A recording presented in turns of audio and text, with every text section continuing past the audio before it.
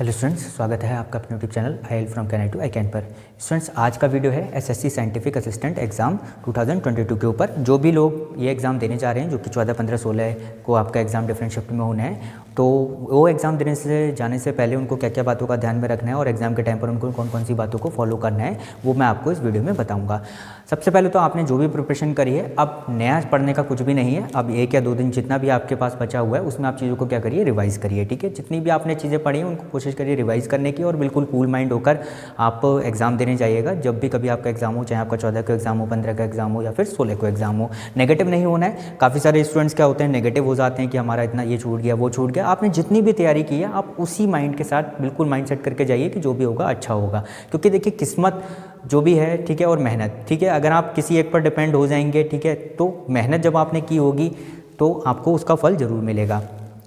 तो आपको कौन कौन सी बातों का ध्यान रखना है जब आप एग्ज़ाम देने जाएंगे, स्पेशली वो स्टूडेंट जो पहली बार ये एग्ज़ाम देने जा रहे हैं, उनको मैं बता देता हूँ कि यहाँ पर जो टाइमिंग आपको दी गई है एग्ज़ाम के लिए, जो टाइमिंग है वो 120 मिनट्स की जो आपको टाइम दिया गया है, यानी 2 घंटे का आपको टाइम दिया गया है और 2 घंटे में आपके 200 क्वेश्चन आने हैं। तो आप समझ पा रहे होंगे कि स्पीड एंड एक्यूरेसी का सारा खेल है और 120 मिनट में आपको 200 क्वेश्चन अटैम्प्ट करने हैं। मैं आपको सलाह क्या दूंगा, मैं जो आपको स्ट्रेटजी बता रहा हूँ उसमें आप ये ज़रूर ध्यान रखिएगा कि आपको करना क्या है एग्ज़ाम में। ठीक है, अगर आप बेसिकली फ़िज़िक्स बैकग्राउंड के स्टूडेंट्स हैं, आपकी फ़िज़िक्स बहुत अच्छी है और आपने फ़िज़िक्स की सारी तैयारी करी है, और एसएससी वाले पोर्शन में, क्योंकि आपको पता है इसमें 2 पोर्शन आने हैं, पार्ट फर्स्ट और पार्ट सेकंड। पार्ट फर्स्ट में आपके एसएससी का एग्ज़ाम होना है, एसएससी का जो रिगरस एग्ज़ाम होता है, एसएससी का जो पूरा का पूरा पैटर्न है, जिसमें जीए है, रीजनिंग है, इंग्लिश है, मैथमेटिक्स है, तो उसमें वो सारी चीज़ें आनी हैं। और जो बाकी के 100 क्वेश्चंस हैं, यानी जो पार्ट 2 है, उसमें 100 क्वेश्चंस आपके सब्जेक्ट के आने हैं, जिसमें आपका फिजिक्स होगा या कुछ लोगों का कंप्यूटर साइंस होगा, एटसेट्रा। ठीक है, तो आपको ये बात ध्यान रखनी है, स्पेशली मैं बता देता हूँ, अगर आपकी सब्जेक्ट पे कमांड है, जैसे कि मान लीजिए आपकी फिजिक्स पे कमांड है, आप फिजिक्स में बहुत अच्छे हैं और आपने तैयारी भी उसी लेवल की कर रखी है, फिजिक्स में आपकी कमांड बहुत अच्छी है, और या आप कंप्यूटर साइंस में बहुत अच्छे हैं, आपने अगर कंप्यूटर साइंस को ऑप्ट किया हुआ है, तो आपको क्या करना है, सबसे पहले आपको अपने सब्जेक्ट वाला क्वेश्चन पेपर अटैम्प्ट करना है। ठीक है, क्योंकि जब एग्ज़ाम ऑनलाइन एग्जाम है, वहाँ पर आपको सेक्शनल टाइमिंग नहीं है कि इस सेक्शन के लिए टाइम मिलेगा, आपको कंपोजिट टाइमिंग दी जा रही है 120 मिनट की।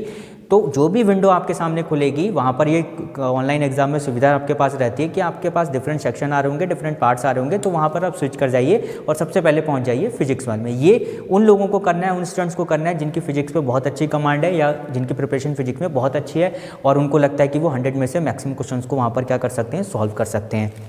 अब लेकिन मैं आपको एक बात और भी बता देता हूँ, दूसरे टाइप के स्टूडेंट्स कुछ ऐसे भी होंगे जो प्योरली एसएससी ओरिएंटेड होंगे, यानी जो पहले भी एसएससी के कई सारे एग्जाम दे चुके होंगे और उनके एसएससी की प्रिपरेशन बहुत अच्छी चल रही होगी, सीएचएसएल, सीजीएल आदि के एग्जाम वो पहले दे चुके होंगे। तो उन लोगों के लिए, और उन्होंने क्या किया है, फिजिक्स को अभी पिछले 1-1.5 महीने में ही पढ़ा है, या इतनी अच्छी फिजिक्स उनकी नहीं है, या सब्जेक्ट का जो भी कमांड है वो उतना अच्छा नहीं है, उन्होंने क्या किया, एक तरह से काम चलाऊ तरीके से उस सब्जेक्ट को पढ़ा हुआ है। तो उनको मैं सजेस्ट ये करूँगा कि वो अपना पहले एसएससी वाला पोर्शन ही पहले अटैम्प्ट करें। देखिए, हर पर्टिकुलर स्टूडेंट के लिए स्ट्रेटजी अलग अलग हो सकती है, हर कोई अपने हिसाब से उसको सॉल्व करेगा, लेकिन अगर आप बिगिनर हैं तो मैं आपको थोड़ा गाइडेंस यहाँ पर ये बता देता हूँ इस वीडियो के माध्यम से। ये वीडियो लाने का पर्पज़ भी मेरा यही था कि आपको ये जानकारी जरूर मिल जाए कि आपको एग्जाम में टाइम मैनेजमेंट कैसे करना है। तो आप क्या करिए, अगर आप प्योरली एसएससी ओरिएंटेड हैं, यानी एसएससी की तैयारी आपने पहले भी की हुई है, आपका वहाँ पर स्पीड एंड एक्यूरेसी का बहुत अच्छा खेल है, आपकी मैथ्स अच्छी है, रीजनिंग अच्छी है, इंग्लिश अच्छी है, ठीक है, वो सारे सेक्शन आपके बहुत अच्छे हैं, तो आप बेसिकली आप क्या करिए, पहले एसएससी वाला पोर्शन को अटैम्प्ट कीजिए, उसके बाद आप सब्जेक्ट पे आइए। लेकिन अगर आपने फिजिक्स की बहुत डीप में स्टडी कर रखी है, फिजिक्स के बैकग्राउंड के स्टूडेंट हैं और फिजिक्स की आपकी बहुत अच्छी तैयारी है और आपको फिजिक्स ईजी लगती है, तो आप फिजिक्स के क्वेश्चन को करिएगा। दूसरी इंपॉर्टेंट बात मैं आपको ये बता देता हूँ कि फिजिक्स वाले पोर्शन में क्वेश्चन को अटैम्प्ट करते हुए आपको कुछ बातों का ध्यान रखना है। स्पेशली पहली बात का आपको ये ध्यान रखना है कि जो भी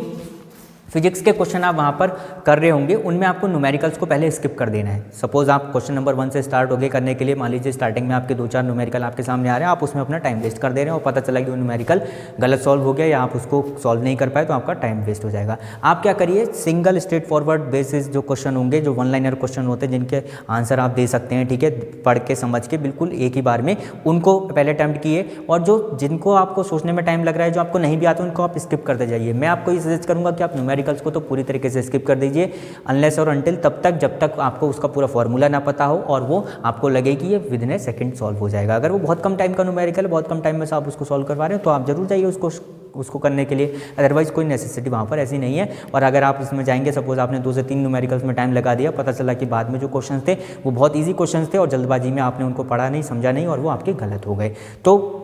जिन लोगों की फिजिक्स में अच्छी कमांड है वो पहले फिजिक्स को अटैम्प्ट करें, और जिन लोगों की एसएससी में अच्छी कमांड है, एसएससी से मेरा मतलब है कि जीएस, ठीक है, जिनकी बहुत अच्छी है, जिनकी रीजनिंग बहुत अच्छी है, मैथमेटिक्स बहुत अच्छी है, जो पहले एसएससी के डिफरेंट एग्जाम पहले से देते चले आ रहे हैं, वो लोग पहले एसएससी का पोर्शन जरूर सॉल्व करिए। यहाँ पर आपको अलग अलग सेक्शनल वाइज टाइमिंग नहीं मिलेगी बैंकिंग के एग्जाम की तरह। बैंकिंग में क्या होता है कि आपको सेक्शनल टाइमिंग मिलती है, इंग्लिश के लिए अलग, मैथ्स के लिए अलग, ठीक है, जो प्रीलिम्स वहाँ पर आप देते हैं उसमें आपने देखा होगा। लेकिन यहाँ पर आपको सेक्शनल टाइमिंग नहीं मिलेगी, आप चाहे तो किसी भी सेक्शन पे स्विच कर सकते हैं, ठीक है। तो आप पहले क्या करिएगा, सब्जेक्ट वाले सेक्शन पे आ जाइएगा जैसे ही आपका एग्जाम स्टार्ट होगा, और उसके बाद आप फिर क्या करिएगा, एसएससी वाले पे चलिएगा। और आपको एक बात का और ध्यान रखना है कि क्वेश्चन अगर डिफिकल्ट है तो वो सभी के लिए डिफिकल्ट है, आप ही के लिए डिफिकल्ट नहीं होगा। और मार्क्स का भी क्या होना है, नॉर्मलाइजेशन होना है, क्योंकि कहीं ना कहीं आपने नोटिफिकेशन में देखा होगा कि डिफरेंट, अगर सिंगल शिफ्ट एग्जाम होता तो नॉर्मलाइजेशन नहीं होता, लेकिन डिफरेंट शिफ्ट्स में 3 दिन एग्जाम चल रहा है तो इसका नॉर्मलाइजेशन प्रोसेस कहीं ना कहीं फॉलो किया जाएगा। तो उसके बेस पर आपको कहीं ना कहीं जो भी आपका एग्जाम का सेट बनता है, अगर वो डिफिकल्ट आता है या ईजी आता है तो कहीं ना कहीं उसके अकॉर्डिंग आपके मार्क्स भी नॉर्मलाइज होंगे। तो आपको किन बातों का ध्यान रखना है, सबसे पहली बात तो स्ट्रेस नहीं लेना है। जितना आपने पढ़ा हुआ है, अब आपके पास 1 या 2 दिन जितने भी हैं उसमें आपको क्या करिए, रिवाइज़ कीजिए, और जितना भी आपने प्रिपरेशन करी है उसी माइंड के साथ आप एग्ज़ाम देने जाइए। बहुत अच्छे से पॉजिटिव अप्रोच के साथ आप एग्ज़ाम देने जाइए। देखिए, अगर आपने मेहनत किया तो उसका फल ज़रूर मिलेगा, और किस्मत के भरोसे अगर आप बैठे हुए हैं कि नहीं मैं तो किस्मत में होगा तो मिल जाएगा, तो कुछ नहीं हुआ, क्योंकि आज की डेट में किस्मत के बेस पर कुछ नहीं हो सकता, आपको मेहनत करनी पड़ेगी। हो सकता है आपने इसमें मेहनत की हो और आपका सिलेक्शन 1 या 2 नंबर से चूक जाए, ठीक है, तो इसका मतलब ही नहीं कि आपकी तैयारी बेकार जाएगी। आगे बहुत सारी अपॉर्चुनिटीज़ आपको मिलेंगी जिनको आप फॉलो करते हुए, ठीक है, आप उनमें बहुत अच्छा स्कोर कर सकते हैं और होपफुली आप उनमें सफलता भी प्राप्त कर सकते हैं। तो आज के वीडियो में मेरा पर्पज़ यही था कि आप सबको थोड़ा सा गाइडेंस में प्रोवाइड करूं कि आपको क्या गलतियां नहीं करनी है। तो पहली गलती ये नहीं करनी है कि पता चला आपको फिजिक्स नहीं आती है या आपने फिजिक्स बहुत अच्छे से नहीं पढ़ी है और आप फिजिक्स का सेक्शन खोल के बैठ गए, तो आप उसमें होपलेस हो गए, आप क्वेश्चंस को नेगेटिव करके चले आए, या आपको लगा कि ये तो बहुत डिफिकल्ट क्वेश्चन आ गए। तो क्या होता है ना, माइंडसेट बिल्कुल हमारा बिगड़ जाता है, फिर हमारी नेगेटिविटी आ जाती है पूरे एग्जाम में, पूरे 120 मिनट आपका दिमाग खराब रहेगा। तो आपकी तैयारी जिस सेक्शन में ज़्यादा है, ऐसी अगर आप एसएससी ओरिएंटेड है उसमें भी मैं आपको बता देता हूँ, उसमें भी अगर आपको लगता है कि आपकी जीएस बहुत स्ट्रॉन्ग है तो सबसे पहले आप जीएस को अटैम्प्ट कीजिए, उसके बाद आप मैथ्स पे आइए, इंग्लिश पे आइए, जो भी आपका फिर सेकेंडरी होगा। तो इसी तरीके से जिन लोगों की फिजिक्स में कमांड अच्छी है वो पहले फिजिक्स का सेक्शन सॉल्व करें या यानी सब्जेक्ट का सेक्शन सॉल्व करें, उसके बाद आप एसएससी वाले पोर्शन पर आइए। होपफुली आप सब इसको फॉलो करेंगे और मैं उम्मीद करता हूँ कि सबको इसका एडवांटेज भी मिलेगा कहीं ना कहीं। Wish you all the best, thank you.